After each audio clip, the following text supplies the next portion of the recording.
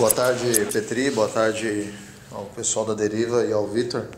Tem uma pergunta específica que me persegue há um tempo. E ela basicamente é sobre a ideia de livre-arbítrio, né? Porque se Deus ele é onisciente, onipresente e onipotente, ou seja, ele sabe passado, presente e futuro e pode todas as coisas, ele já até sabia que eu ia mandar esse áudio para vocês hoje às 4h04 da tarde. Então não existe livre-arbítrio. Eu acho que eu fiz algo da minha escolha, mas como Deus já sabia, eu só estou participando do script dele. Só estou sendo um fantoche na existência. Faz sentido esse tipo de pensamento? Eu gostaria que o Vitor pudesse falar um pouco sobre isso. Até a ideia mesmo de Satanás. Então, um ser chamado Deus cria, já sabe que daqui, por exemplo, 10 mil anos, esse ser que ele criou vai se virar contra ele. Esse ser assim o faz, conforme o script. Satanás acha que ele fez algo diferente, mas já estava no script dessa loucura toda. Então, parece que há uma dicotomia, uma cisão. Ou Deus ele é onisciente, ou existe livre-arbítrio. Os dois não podem coexistir. Perfeito. Você tinha até perguntado, né? Não consigo falar com fone, impossível.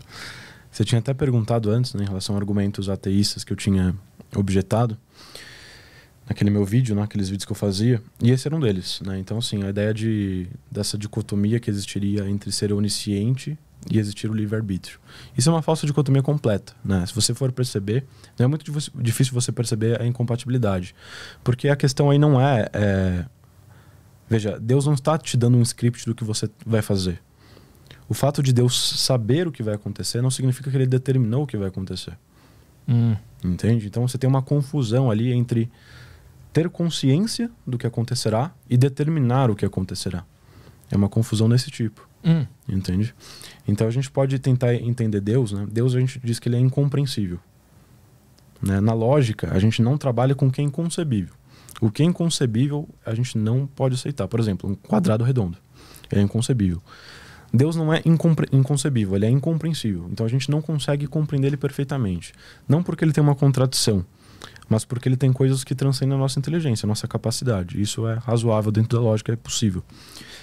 Então, nesse caso, como que Deus poderia ver as coisas sem ferir nosso livre-arbítrio? Imagina a linha do tempo dessa forma aqui, né? Seguindo dessa maneira, e Deus, como estando aqui fora, vendo toda a linha do tempo, numa espécie de funil, num instante, ele consegue ver tudo de uma vez. Ele não está dizendo que você vai fazer isso, ou que você não vai fazer isso. Ele só sabe que você vai fazer. Então, você tem um livre-arbítrio. Quando chegar a hora H, você vai tomar essa decisão, optar entre X ou Y, e Deus sabe qual que você vai optar. É só isso. Mas ele não determinou. Ele sabe não determinou. Quem determinou foi tu mesmo. Você mesmo. E ele sabe o que tu vai determinar. Isso. Ele sabe o que você vai determinar. Mas é difícil de visualizar, porque se ele sabe o que vai acontecer, já estava determinado. Não estava determinado no sentido de uma imposição dele. Sim. De ele que impôs isso. Entendeu? Mas é que ele ele já sabia o que ia acontecer. Isso tem muita relação com a problemática dos futuros contingentes do Aristóteles, que é um problema que ele traz também. Que ele lida de proposições sobre o futuro, proposições contingentes sobre o futuro. Então, uma proposição como essa: amanhã eu vou no mercado ou não, ela já é verdadeira ou falsa? Se ela já é verdadeira, então determinismo, não existe livre-arbítrio, né? Se ela já é verdadeira ou falsa, existe o determinismo. Se ela está indeterminada, então a gente fere o princípio de terceiro excluso, porque existe outro valor além de verdade e falso, verdadeiro ou falso, entendeu? É o que diz esse princípio. Então ele se vê nessa dicotomia, né, e como resolver. E a resposta dele é justamente essa. Eu falo assim, então, essa proposição, ela será verdadeira ou falsa, mas Deus sabe se é verdadeiro ou falso, por exemplo, mas eu não sei se é verdadeiro ou falso. A ideia seria mais ou menos essa, entendeu? Mas ainda parece que ele determinou as coisas. Não consegui... De que forma parece que está determinado? Porque se ele sabe o que vai acontecer, naquela linha do tempo já está determinado o que vai acontecer. Porque senão ele não ia saber. E como você entende determinado? Tá fixado que algo vai acontecer. Já Tá previsto já.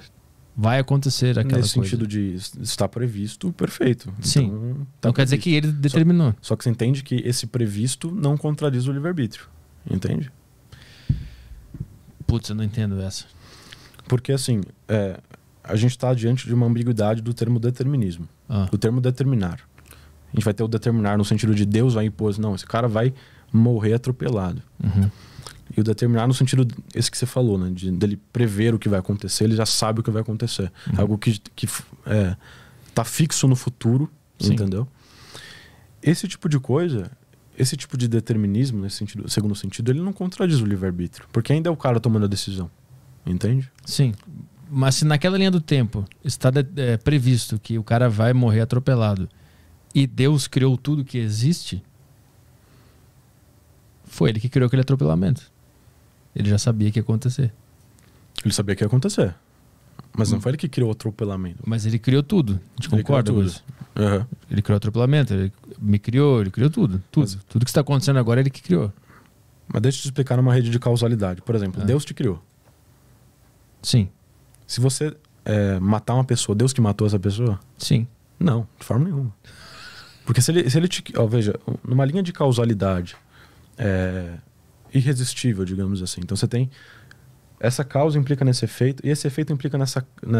esse efeito é causa de um outro efeito, que por sua vez é causa de outro efeito, inevitavelmente. Uma causa necessária. Aí você tem o determinismo. Aí a primeira causa causou a última. Uhum.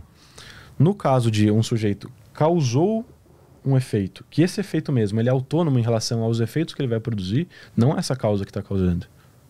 Entendeu? Sim, mas no caso a gente concorda que Deus fez tudo. Fez.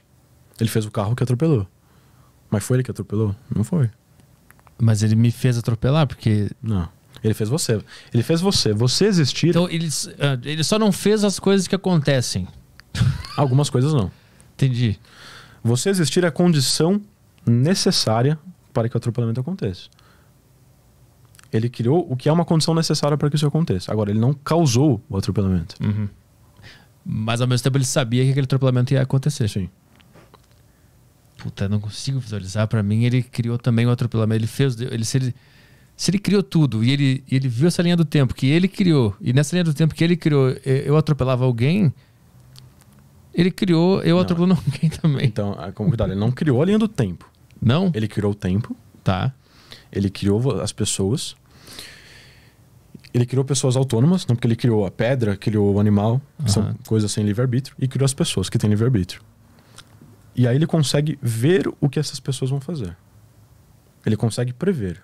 Mas não é que ele tá criando o que essas pessoas vão fazer. Ele criou as coisas, não criou a atitude das pessoas. Exato. Tá, entendi. Depois tu vai rever isso aqui e vai reagir lá no teu canal. Vai lá, mais uma.